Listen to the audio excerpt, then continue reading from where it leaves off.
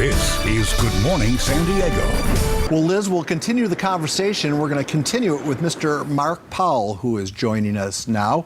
Mark Powell, former member of the school board, now is president of Parents for Quality Education. Mark, as we come to you, breaking in the last 90 minutes or so is New York City, I believe, is dropping its mask mandate. So I don't know the specifics, but the fact that a lot of these really blue areas are seeing the light, if you will, how far out can California be? Well, Paul, we know that these different states that are changing their mask mandates aren't doing it because of the science, because the science clearly indicated that these masks were not that effective in schools, and kids didn't really get the same effects from COVID as other people did. So I think these kind of decisions are being made for political reasons, not for health reasons. And I just need to applaud the San Diego County Board of Supervisors for taking the bold step to ask the state health department to remove this mask mandate. However, we do also have 42 districts and a county office of education, and they've been kind of oddly silent about this. I think that it's about time that these elected officials all get together and they back the San Diego County Board of Supervisors and also petition the state health department to remove the mask mandates now, not in a little bit. Remove them right now. They need to be off right now. Well, you bring up the County Board of Supervisors. Does that surprise you that they would fly a little bit in the face of the governor? I don't know what their reasoning was. However, I do know that based upon the makeup of the board, this was a unanimous decision. So they're all in line, and that's a good thing because we're going to get these masks off the kids. Now, but like I said, we have 215 elected school board members.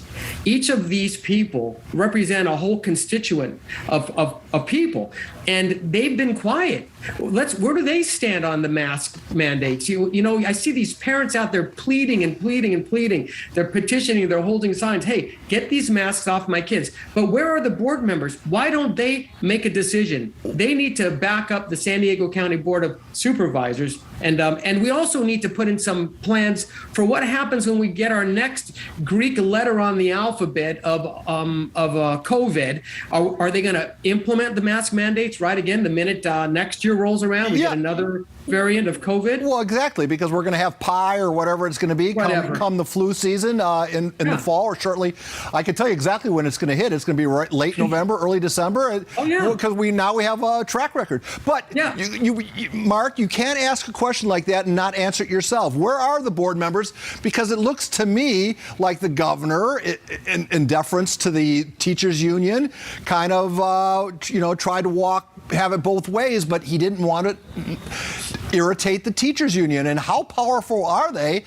And who are they trying to protect by keeping kids masked? Are they still afraid that they're going to get COVID?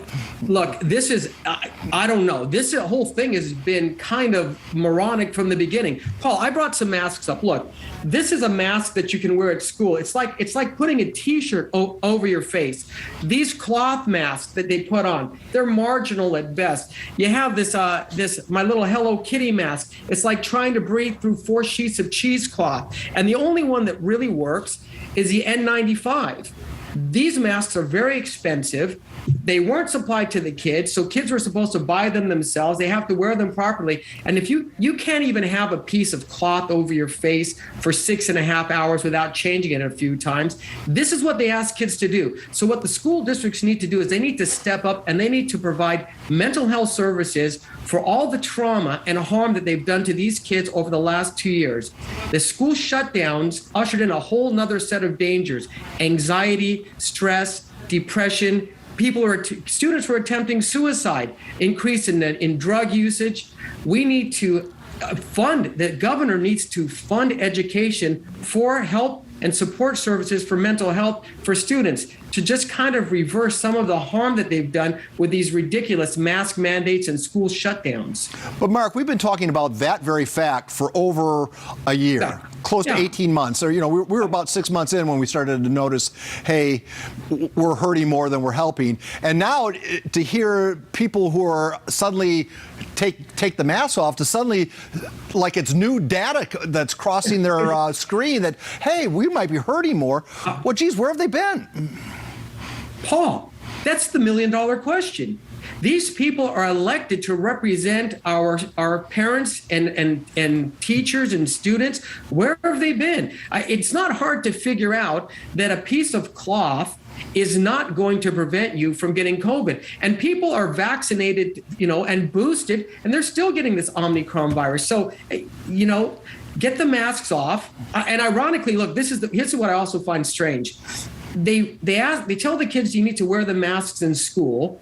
But they don't have to wear them anywhere else. They can take them off anywhere else. So that kind of sends a message. Hey, are schools unsafe? Like, am I in a dangerous situation? Why do I have to wear a mask? And we're talking about little kids, 6, 7, 8, 9, and 10. They don't have the ability to process things like adults do. So that's why they really need counselors, psychologists. They need to really help the kids because, believe me, there is trauma out there. And these kids suffered over the last couple of years. And the school districts need to step up. They need to fund these programs. They need to hire more counselors. And they need to take responsibility for the harm that they've done to these students over the last 18 months. On that note, Mr. Powell, we will call it a conversation. Thank you for your time.